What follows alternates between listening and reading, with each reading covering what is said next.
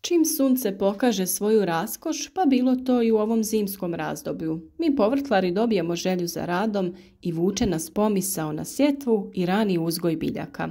Da li je to dobro ili ne?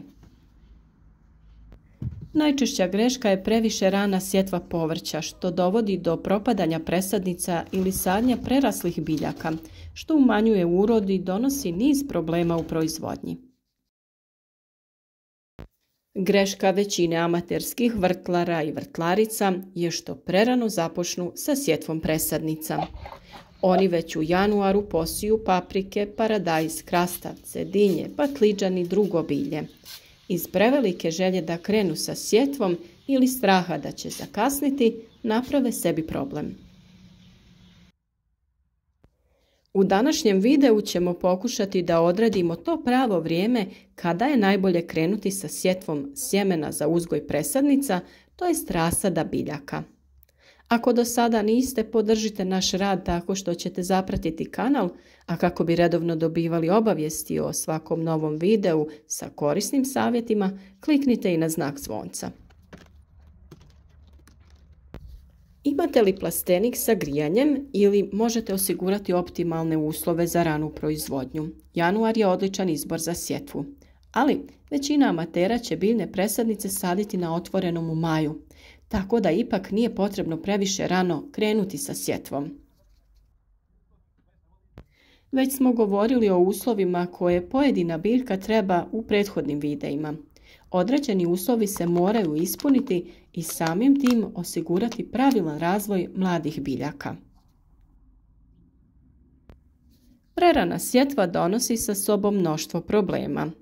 Sjeme biljke ima svoje zakonitosti što se tiče vremenskog trajanja klijanja, nicanja i razvoja mlade biljke spremne za sadnju na otvorenom.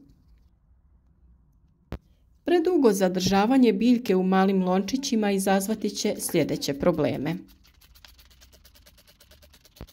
Mlade biljke su podložnije napadu bolesti.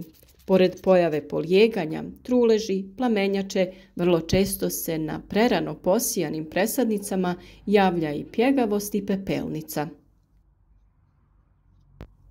To su oboljenja koja se u optimalnoj proizvodnji rasada manje javljaju, ali ako je rasad prerano posijan, one će se sigurno pojaviti. Tako da je to nešto što svakako želimo izbjeći držanjem biljaka u što pogodnijim uslovima koji su potrebni za pojedinu biljku. Svaka biljka nije ista, pa tako i uslovi za njihov razvoj nisu isti. Paprika je svojevrsna princeza i neće niknuti u bilo kakvim uslovima, dok je paradajz ipak malo manje zahtjevan. Tu je i problem sa osvjetljenjem. U januaru i februaru osvjetljenje nije dovoljno da bi se presadnice pravilno razvijale i formirale zametke budućih cvjetova, odnosno roda.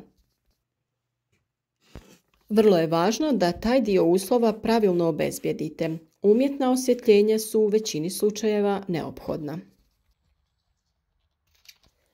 Još jedna bitna stvar jeste imati na umu da supstrat vrlo brzo postaje siromašan hranjivima, a prostor u posudama mali za razvoj korijenovog sustava. Kako vrijeme odmiče, supstrat se sve brže isušuje. Vrlo je važno odabrati pravi supstrat za određeni stadij u kojem se biljka nalazi. Imate poseban supstrat za sijanje i poseban za presađivanje mladih biljaka. No, ni taj supstrat ne može biljku dugoročno hraniti, pa ju je u određeno vrijeme neophodno presaditi u dobro prihranjeno tlo. Lista problema koji se u toku uzgoja mogu pojaviti jako je dugačka. U periodu od januara do maja često se javlja cvjetanje, čak i plodonošenje biljaka za rasad. Kada vidite da neka biljka ima cvijet, posebno plod, znajte da je to stara presadnica. Planiranje sijanja ovisi o namjeni uzgoja. Da li će se biljka ranije presaditi u grijani plastenik, da li će malo kasnije u plastenik koji nema grijanje ili će još kasnije biti presađena na otvoreno. Dobro razvijena biljka za rasad je kada ima 6 do 10 stalnih listova ovisno od vrste. Presadnica paprike treba imati 6 do 10 dobro razvijenih listova, a visina rasada treba biti do 20 cm. Visina presadnice paradajza treba biti oko 30 cm sa 6 do 8 listova. Optimalno razvijen rasad brzo nakon ukorijenjavanja nastavlja sa rastom i razvojem, a to nije slučaj sa starim rasadom, to jest preraslim biljkama. Stare biljke se dobro ukorijene, ali sporije napreduju. Često dolazi do opadanja cvjetova donjih etaža i na taj način se smanjuje urod. Biljke su onda podložnije pojavi oboljenja i napadu štetnika. Upravo zato februar je idealno vrijeme za sijanje sjemena biljaka koje ćete presaditi u plastenik u aprilu. Tada će biljke biti u idealnom stadiju, lako će se prilagoditi i nastaviti nesmetano sa rastom i razvojem. S druge strane, početak marta je optimalan za sjetvu sjemena rasada kojeg namjeravate saditi u maju na otvoreno polje. Klijanje i nicanje sjemena u optimalnim uslovima traje oko 10 dana. Krastavac niče za 4 do 7 dana, paradajz za 7 do 10, a paprika i patliđan za 10 do 15 dana. Na vrijeme nicanja djeluju razni faktori, temperatura, vlažnost, a klijanje i nicanje se može ubrzati naklijavanjem sjemena. Sve su to teme koje smo mi već obradili i o njima imate posebne video savjete na našem kanalu. Dužina rasadničkog perioda različita je za različite biljne vrste. Proizvodnja rasada paprike, patliđana i paradajza traje od 40 do 70 dana, ovisno od sortnih karakteristika i uslova u rasadniku. Za krastavce, lubenicu, dinju, tikve potrebno je između 20 i 25 dana. Proizvodnja presadnica zelene salate traje oko 25 dana, dok proizvodnja presadnica kupusnjača traje od 30 do 50 dana. Na dužinu proizvodnje rasada utječe i to radi li se o ranoj ili kasnoj proizvodnji. Nema potrebe da proizvodnja presadnica traje 5 mjeseci, da započnete sjetvu u januaru i završite sa sadnjom starog rasada u maju.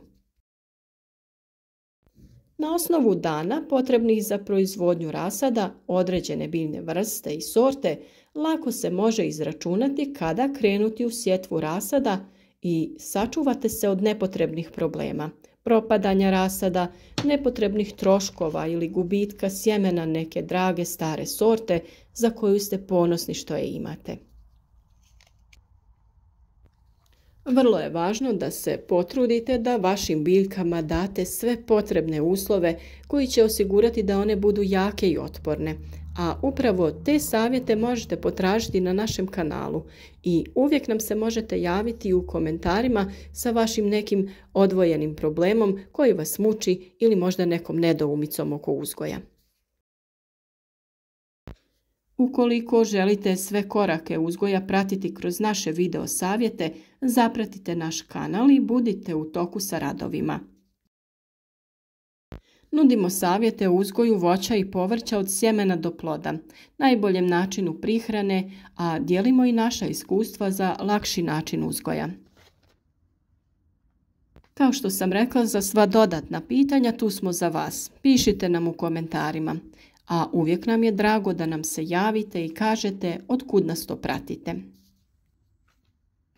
Naše video savjete prevodimo na mnoge svjetske jezike kako bi svi mogli da razumiju ono što govorimo i oni postali uspješni u uzgoju biljaka.